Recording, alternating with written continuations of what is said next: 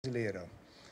Pontos de reflexão, sobretudo, mas pontos que partem, que tem não um pré-requisito, mas tem uma etapa prévia, que é a própria situação do nosso tempo. Nós vivemos num mundo hoje, um mundo extremamente complexo, um mundo cheio de desafios assim, multidimensionais, desafios em várias direções. E muitas vezes nós não sabemos até como nos portarmos também diante de tantos desafios que nós estamos vivendo hoje, né? Eu acredito, então, que certa vez, conversando com aquele grande sociólogo da Unesco, o argentino Juan Carlos Tedesco, né? Ele, conversando sobre até as políticas de educação, ele até chegou a dizer o seguinte: olha, uma das coisas mais importantes hoje, na educação, na política de educação, na condução de programas educacionais, nos currículos, é a dimensão ética. Então, nós estamos num mundo hoje que nós precisamos, acho como nenhuma outra período da história, da ética. O próprio planeta hoje ele está em risco. São variados riscos.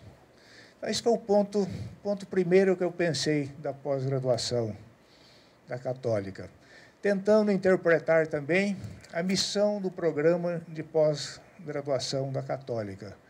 Eu convivo aqui com a Universidade Católica, um centro há muitos anos, sempre participando de bancas de mestrado, da pós-graduação, de doutorado, né? E o que eu sempre pude ver aqui na Católica, embutido na Católica, e isso é importante para os alunos que estão começando, para os que já estão aqui.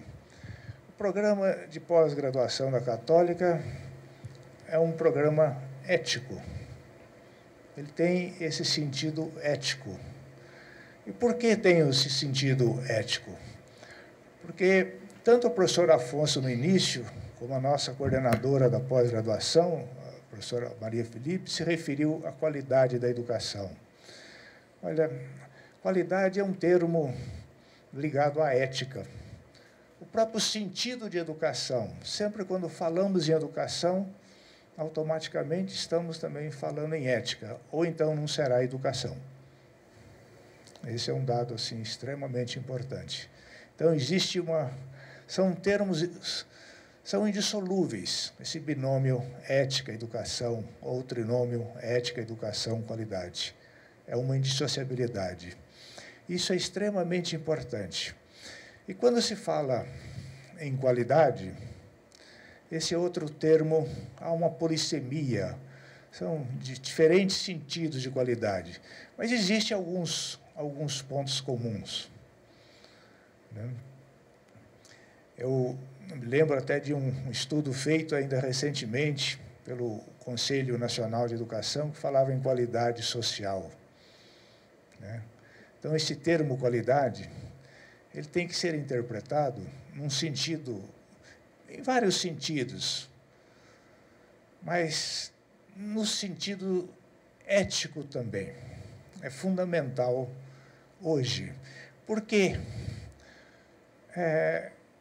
Por que acontece isso? Veja bem, todos nós reclamamos da qualidade em educação no Brasil. Nós reclamamos isso há muitos anos e nos batemos por isso. Mas, com frequência, a gente vê declarações também na imprensa que o Brasil não está progredindo e não vai mais para frente por causa da educação. Isso não é verdade, né?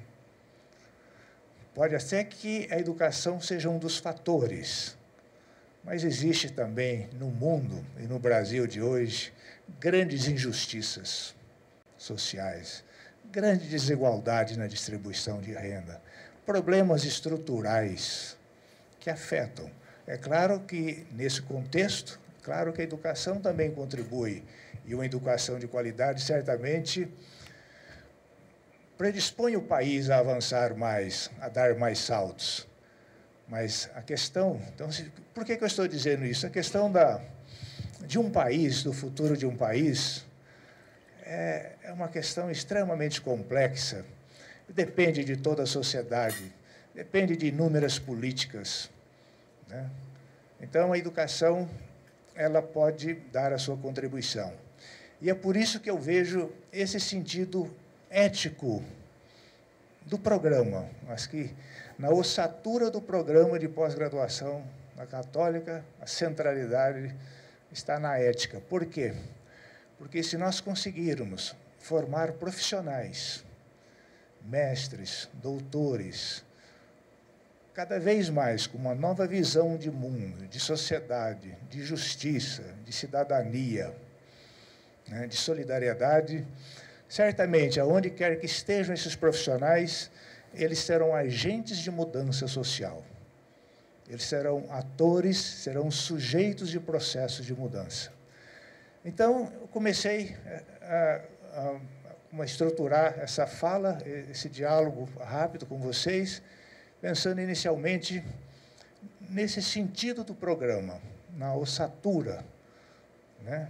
A marca, a grande marca desse programa, e que é um programa para ser desenvolvido, e ele só atingirá plenamente essa condição de formar profissionais cada vez mais éticos, exatamente nesse clima de aprendizagem que já existe aqui na Católica, nesse clima de solidariedade entre professores, entre os mestrandos e doutorandos, ou seja, por trás disso, aquela ideia sempre presente de uma verdadeira comunidade de aprendizagem. Ou seja, nós temos que... É uma troca de experiências. Acho que alunos, professores, mestrandos, doutorandos, acho que cada vez mais tem que perseguir esse espírito colaborativo, esse espírito de pensar juntos. Eu acho que esse pensar juntos que é extremamente rico, né? Por que isso? Vocês já ouviram falar de um grande teórico da democracia, o Alex de Tocqueville, que escreveu aquela clássica obra sobre a democracia americana. Né? Hoje é um clássico da ciência política, dos estudos sobre a democracia, sobre a ciência política, né? E o que o Tocqueville ele mais admirou nos Estados Unidos, na época em que ele escreveu o livro? O que ele chamou a atenção? Por que os Estados Unidos eles conseguem, em 200 anos, progredir mais do que a Europa em 1000 anos? Né? O espírito de associação, né? De organização, de disciplina. Foi extremamente rico.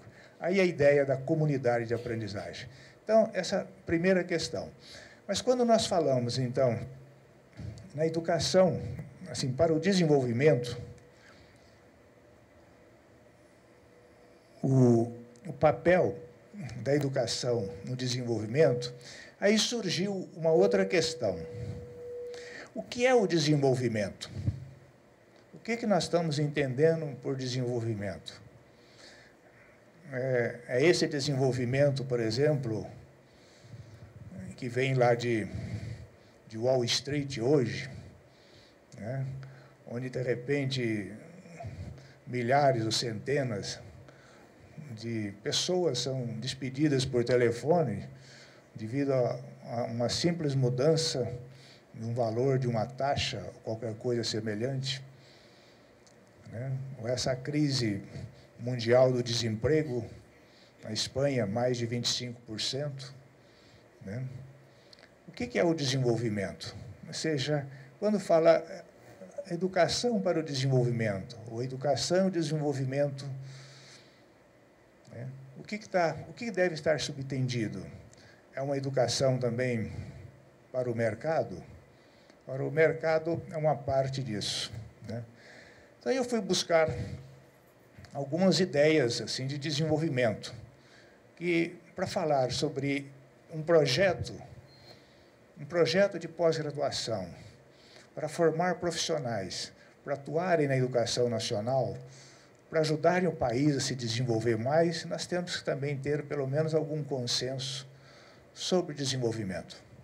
Olha, uma dessas contribuições sobre desenvolvimento, ela vem de um grande intelectual, prêmio Nobel, economista, que é aquele indiano Amartya Sen, que escreveu um belíssimo livro sobre o desenvolvimento como liberdade. Ou seja, não se pode aplicar a palavra desenvolvimento onde nós não temos a certeza disso efetivamente estar reduzindo a pobreza, reduzindo o sofrimento humano. Então, é o sentido ético do desenvolvimento, é essa grande obra do Amartya Sen. Mas aí eu peguei também um pouco, já a influência assim, do meu tempo de Unesco, né?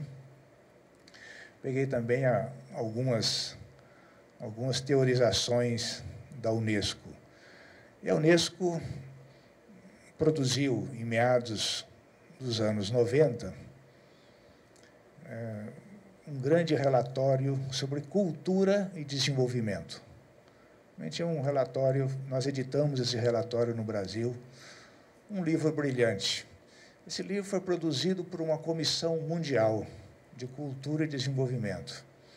E nessa comissão, o Brasil foi nada mais, nada menos representado por um dos nossos grandes intelectuais, que já se foi, que foi Celso Furtado.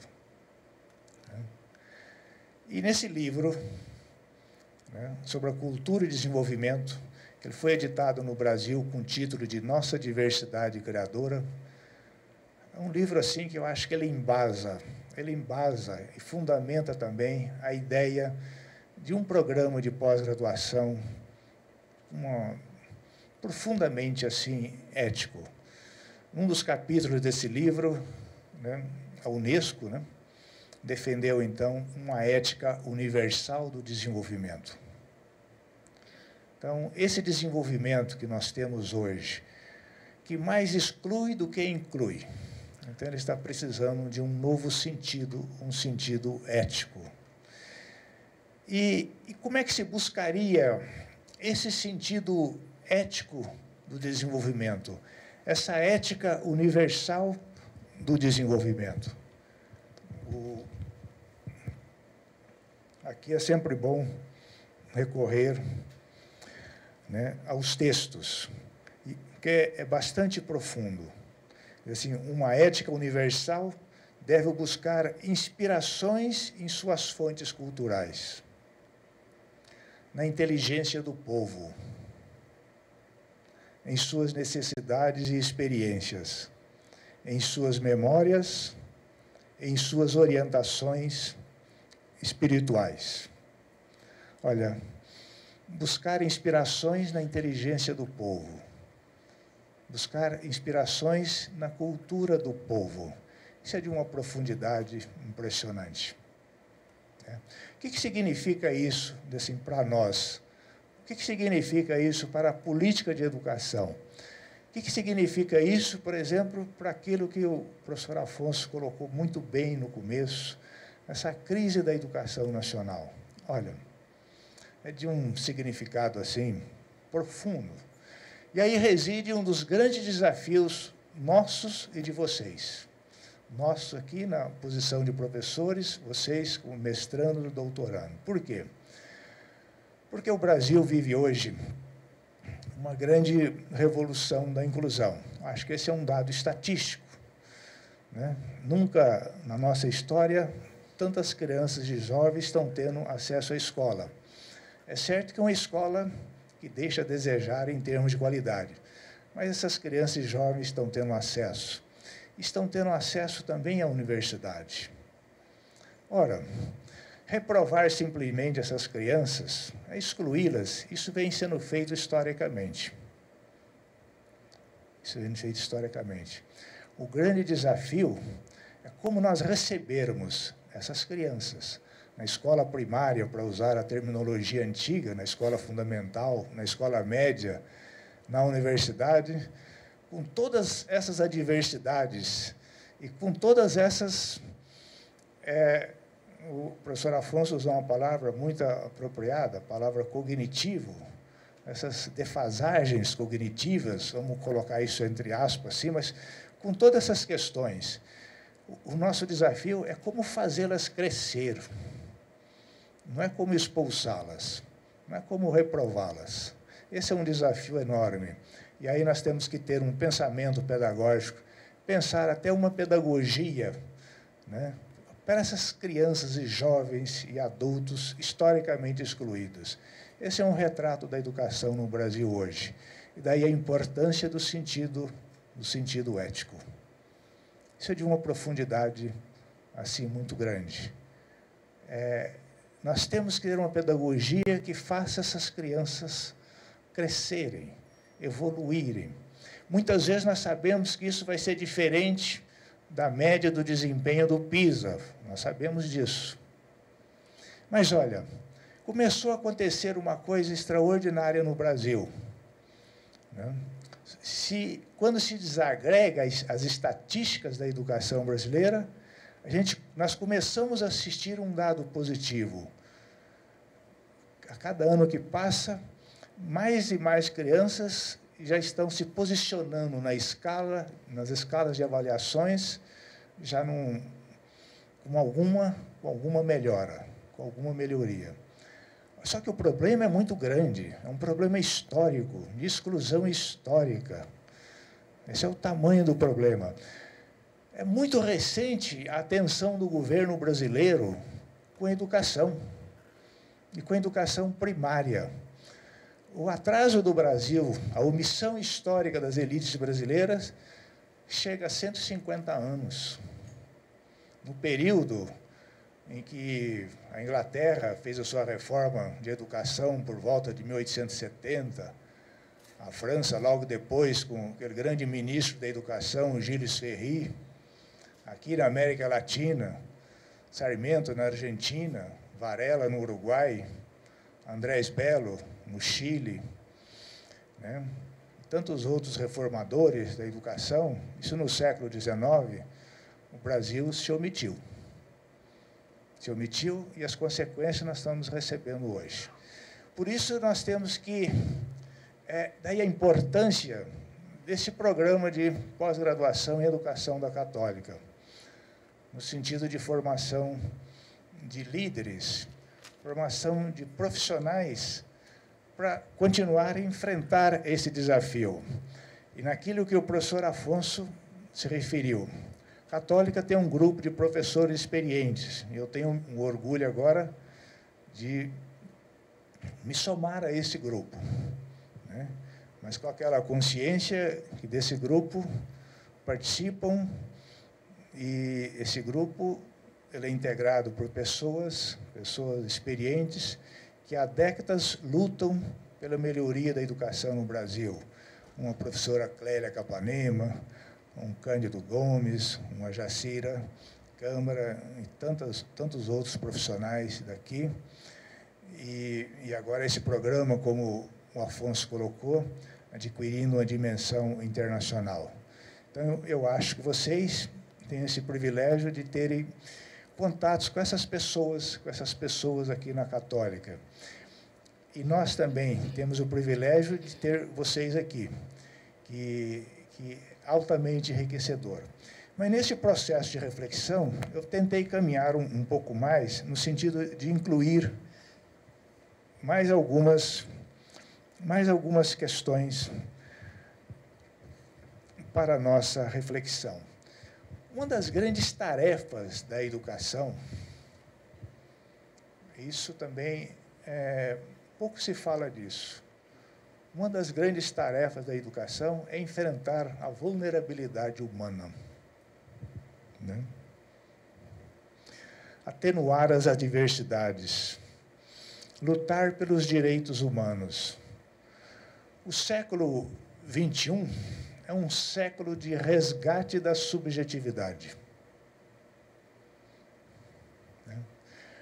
Por que essas vulnerabilidades humanas?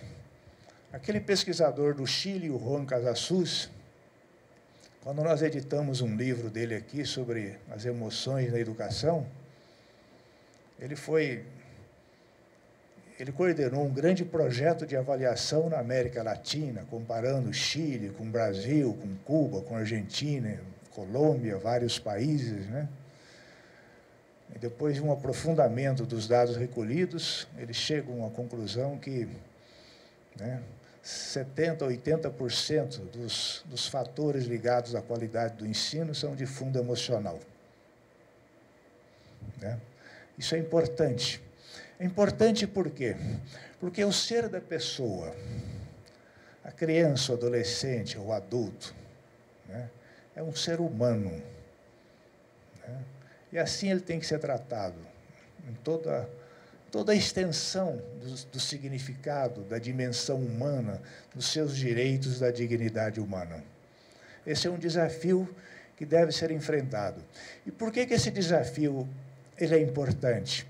Porque nós temos que ter, na direção dos órgãos que cuidam da educação nacional, no Ministério da Educação, no Conselho Nacional, nas secretarias municipais e estaduais de educação, nas universidades, pessoas capazes de possuírem essa visão mais ampla da pessoa, do sentido da vida, né? E não apenas o sentido, assim, do mercado. E aí surge uma questão extremamente importante que diz respeito a uma das áreas também aqui da pós-graduação, que é conduzida aqui pela professora Jacira Câmara, que é a questão do currículo. Nessa nova perspectiva de desenvolvimento, e essa é uma discussão também que se faz hoje na Inglaterra, né? Naquele livro que a CAPES vai lançar no dia 19, um dos capítulos se ocupa disso. Quais são os conhecimentos necessários para enfrentar a magnitude dos desafios da educação? Essa é uma pergunta que ela pode ser feita, cabe uma reflexão profunda, nem sempre há consenso. Quais são os conhecimentos necessários? Ora, e muitas vezes se reclama, e muitas das reclamações que existem hoje na televisão, críticas em jornais, que a educação não tem qualidade, são reclamações oriundas do setor produtivo. Não que eles não tenham que reclamar, eles precisam reclamar, estão corretos em reclamar, mas a gente tem que ter uma crítica em cima disso, porque é uma visão parcial da amplitude de conhecimentos que são necessários, ou seja, a formação de um mestre ou de um doutor em educação. Um mestre ou doutor em educação não se reduz ao mercado. Ele é muito mais do que isso. É claro que o mercado está incluído, mas a sua atuação é mais funda, vai mais longe, né? E daí, então, que vem uma das grandes tarefas da pós-graduação. Nossa, nessa ideia de uma comunidade de aprendizagem. Ou seja, nós nos formarmos, nós também estamos em constante formação.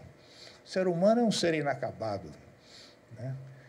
Nós nos formarmos cada vez mais, ou seja, para a construção e a reconstrução, não só da educação, mas do país, né?